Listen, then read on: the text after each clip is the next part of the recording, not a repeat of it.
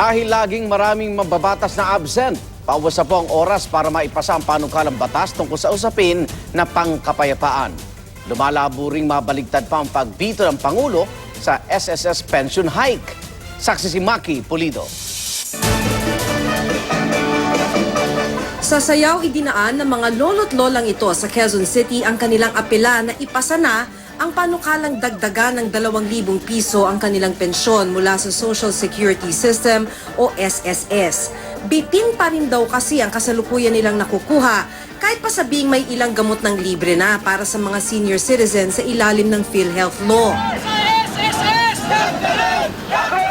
Kaysa nila sa hangarin ang mga militanteng nangalampag sa SSS head office, gayon din ang grupong ito na nag-ingay mula Espanya Boulevard hanggang Lacson Street sa Maynila. Kailangan na raw mag-ingay dahil sa February 3 na ang huling sesyon ng Kongreso bago mag-eleksyon. Huling pagkakataon para pagbotohan ng mga kongresista at senador na baliktarin ang pagbasura o pagvito ni Pangulong Noynoy Aquino sa dagdag pensyon. Yun nga lang, mahigit 175 kongresista at 16 na senador ang kailangang pumabor sa resolusyong baliktarin ang veto. Magkaroon naman ng malasakit yung mga senador, yung mga congressman. Madali lang naman yung pinagagawa sa kanila eh. Pinagbotohan na ito eh. Naipasa na nga ito sa Kongreso. Ang kailangan lang nilang gawin ay pagtibayin yung kanilang boto. Pero mismo si House Speaker Feliciano Belmonte tuloy nakabilang sa bumoto pabor sa batas, ang dati nang nagsabing mahihirapang baliktarin ng veto, lalo't hirap makabuo ng quorum sa Kamara. Sinabi niya rin kailangan ng katapat na panukala para taasan ang kontribusyon sa SSS para pondohan ang pension hike. Kung matatandaan, sinabi ng palasyo na ikababang karote ng SSS ang pension hike kaya ito vinito ng Pangulo. Pero hindi ito matanggap ng mga nagpoprotesta. Kailangan nilang ayusin yung koleksyon nila. Kailangan nilang parusahan yung mga delinkwenteng kapitalista na hindi nag-entrega sa SSS.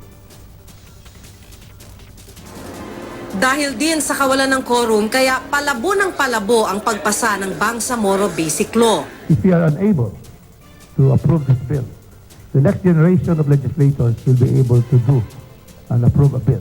We hope we still have time. From the euphoria we had almost 2 years ago when we signed the comprehensive agreement on the Bangsamoro in March 2014 to extreme disappointment today, where we are now confronting the looming probability that there won't be a Bangsamoro Basic Law passed during this Aquino administration.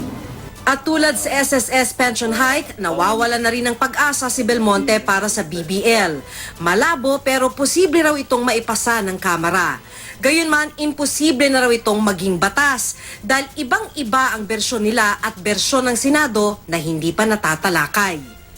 Sabi tuloy ng MILF, kung walang BBL, wala nang kasunod ang pagbibigay nila ng 47 high-powered firearms sa third-party decommissioning body. Definitely it will stop if there is no BBL because that is what is in the agreement. What shall we say? How can we now convince people to remain and be steadfast in the peace process if we fail to deliver what is supposed to be delivered? Ano't anuman naniniwala ang mga NGO at European Union na hindi nakasalalay sa BBL mismo ang pagpapatuloy ng peace process. So there is more to the peace process than BBL. Okay? The BBL is important. It is an essential step, but it is not all of the peace process. The BBL or BL bar, as we learned, is not in our hands. But the contribution to the changing of the political culture in Muslim Mindanao is in our hands. Kahit ang Salary Standardization Law of 2015 na magdadagdag ng sahod at bonus para sa mga kawani ng gobyerno, nalalagay pa sa alangan kahit ipinasa na ng parehong Kamara at Senado. Gusto kasi ng Senado na masunod ang bersyon nila na magpapantay ng pensyon ng retired military at uniformed personnel sa mga aktibo pa sa serbisyo. Pero kontra ang Kamara dahil wala raw pagkukunan ng pondo niyan. Dahil nasa BICAM na kung hindi mapagkasunduan sa February 3, meron silang mula May 20 hanggang June 10 para ipasa ito. Kung hindi, ang dagdag pera ng mga kawani ng gobyerno magiging bato pa. Ako si Maki Pulido, ang inyong saksi.